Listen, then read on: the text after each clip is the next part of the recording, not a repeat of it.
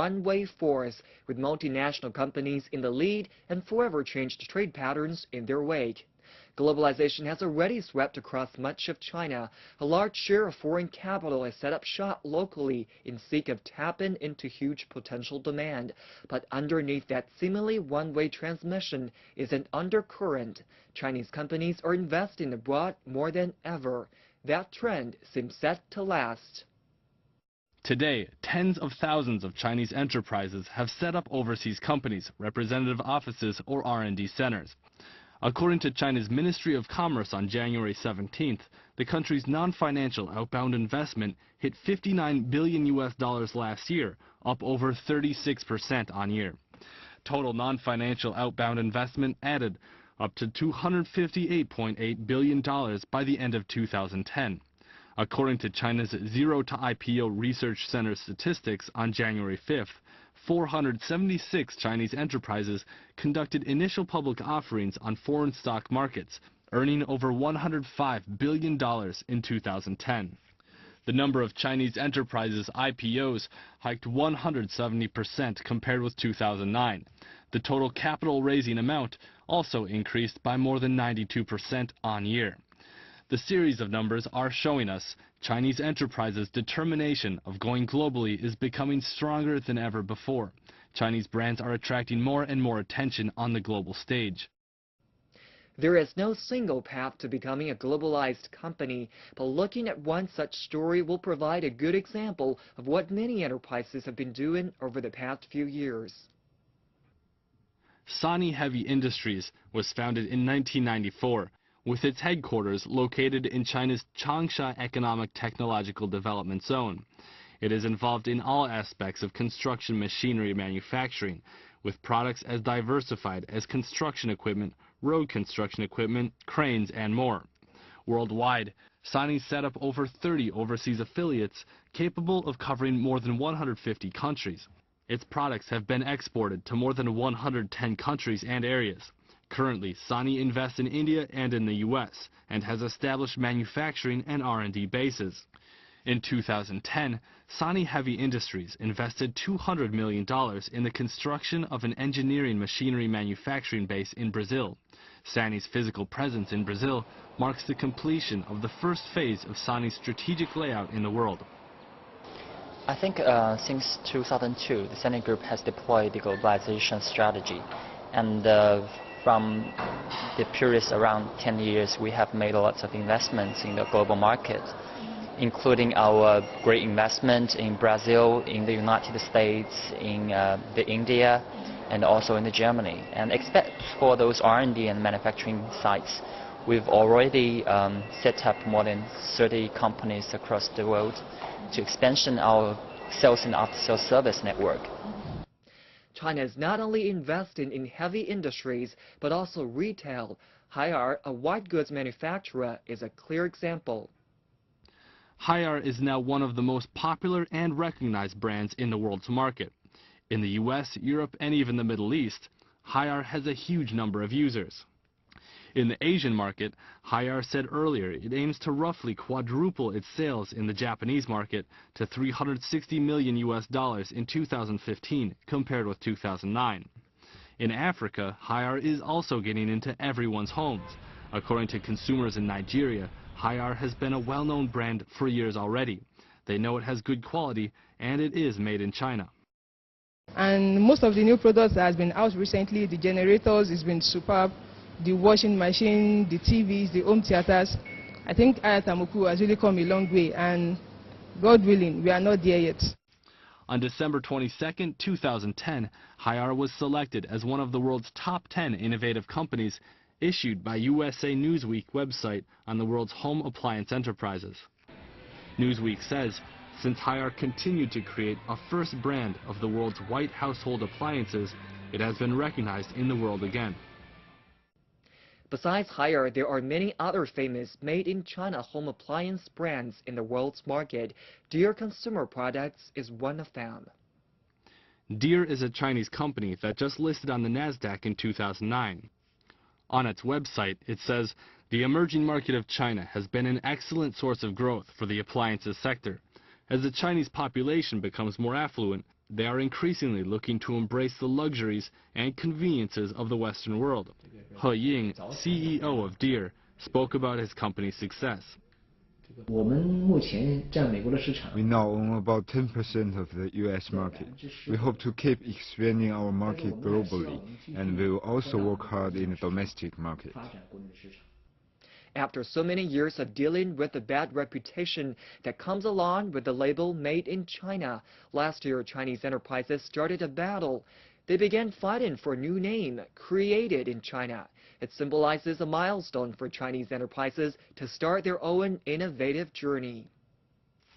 On March 11, 2010, the Chinese home appliances maker Gree hosted the Forum for Created in China and Consumer Rights in Beijing and announced in public their proposal for Created in China. Dong Mingju, CEO of Gree, mentioned that the company would not have any future if Created in China cannot be realized. Made in China is world famous in recent years. However, rarely are products and companies actually created in China. The value between manufacturing and design is totally different for the industry as well as the nation. Dong, on this subject, mentioned that as a driving force behind creativity of the nation, enterprises should take more social responsibility. We used to rely on others' technologies. However, the techniques from others are always one step behind. They will never give you the latest innovation. Therefore, you are always using the second-hand technology and will never get high valuation from the market. If you want to be accepted, you have to have your own core technique and do your own research. The proposal was welcomed by many other Chinese enterprises, including Haier and Lenovo. Zhao Linzhou, general manager of Haier's strategy department, spoke on the matter. China is a big stage where we get good quality labor, but when the international competition is turning ugly, where is your future? We have to be one of the created in China. We have to find a bridge leading us from Made in China to Created in China. We have to have our own designs. Lenovo acquired the former IBM PC company division in 2005 for approximately $1.75 billion.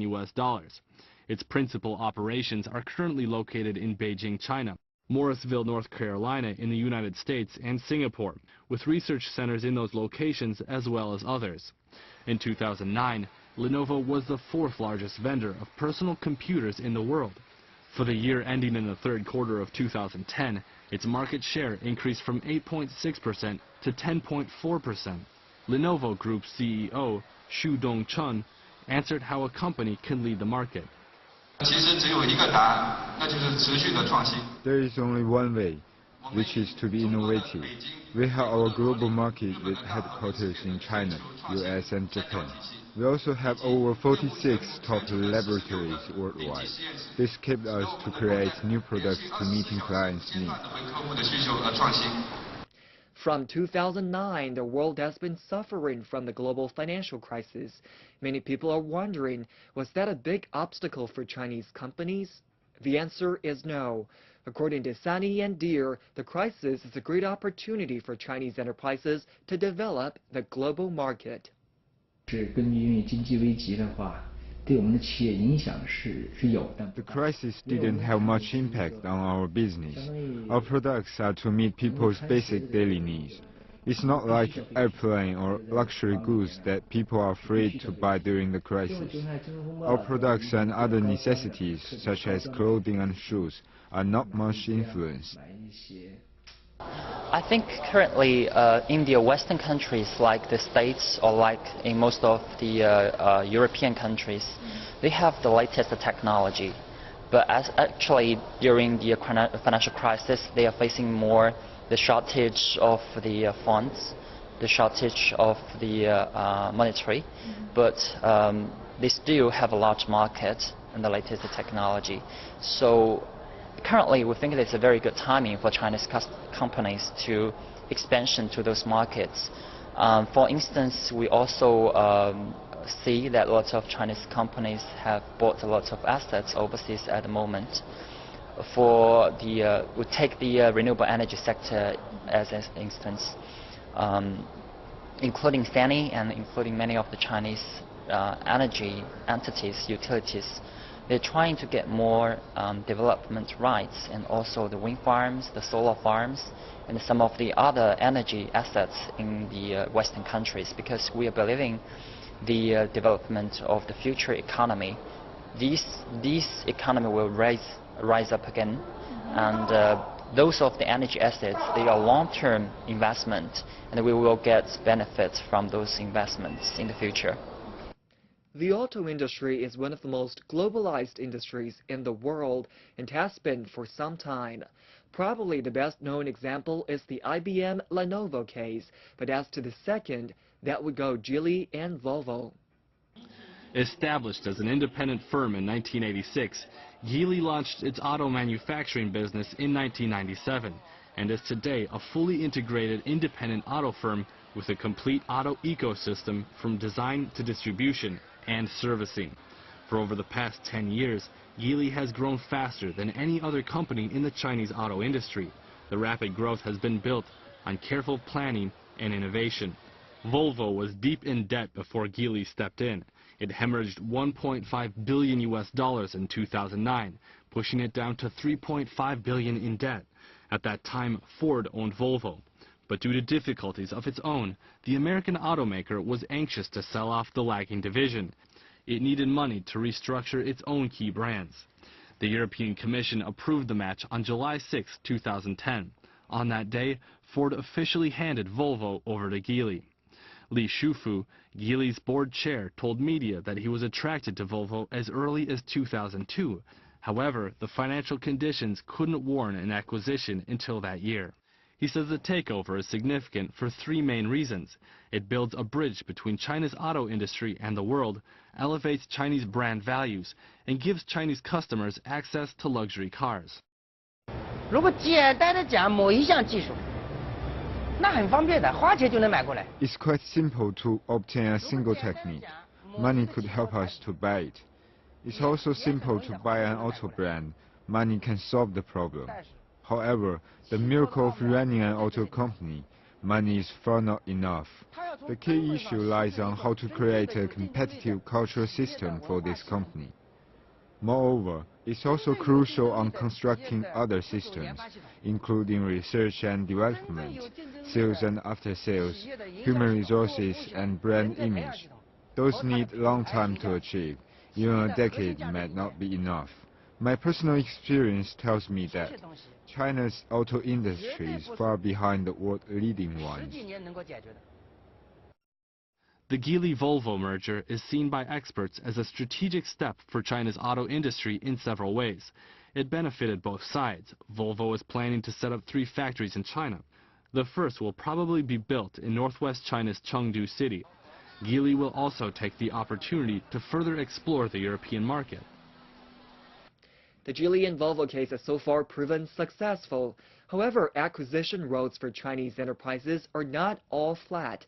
There are lots of successful cases, but most negotiations end in failure. The main difficulty for Chinese enterprises to globalize, according to Zhang Lian, is the culture difference. Basically, the main difficulties for most of the Chinese companies are the corporate culture difference, especially the culture difference. Because for the merger or any kind of acquisition between the Chinese corporates and overseas corporates, the first thing you have to face is how to manage your team and how to merge the 2 teams together. And during the merger and acquisition, most companies, they feel the thinking, the methods and the style of work are quite different between the Chinese companies and the overseas companies.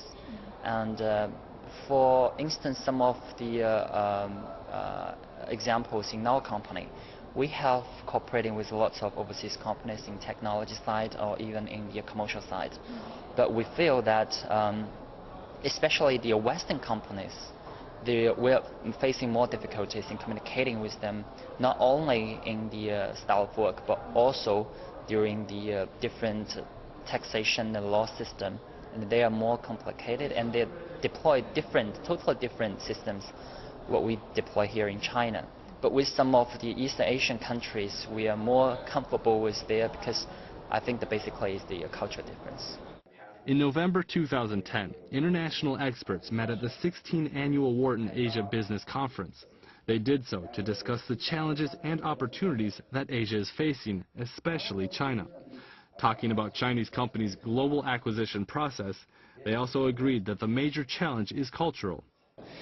I think it's important that Chinese companies be culturally sensitive as they go global around the world, which means they must understand the nature of the cultures and the countries where they are working or investing.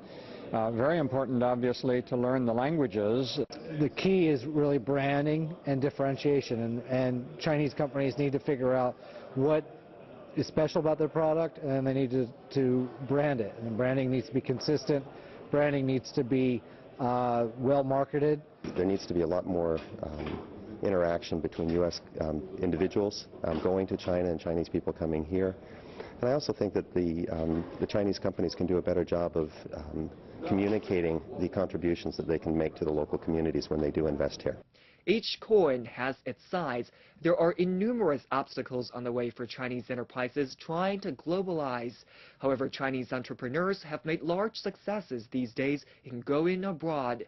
At the end of our story, let's listen to some suggestions from the experts for Chinese businesses and have hope for a bright future.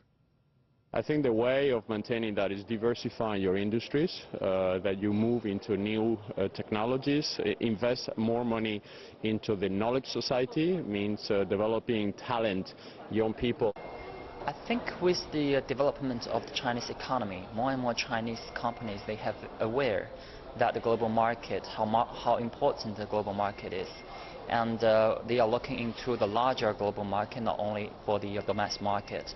And also, with the process of the globalization, more Chinese companies, they also get the latest technology and get the experience in cooperating with global markets, global customers, and get familiar with the overseas law system, taxation system, and the culture. I think it's the natural development of the Chinese corporates. As companies like Sony Electric continue to expand their overseas operations, we can't predict what changes will result, but we can be fairly confident about one thing: the Chinese companies will continue to go abroad. Today's business environment may soon be a picture of the past.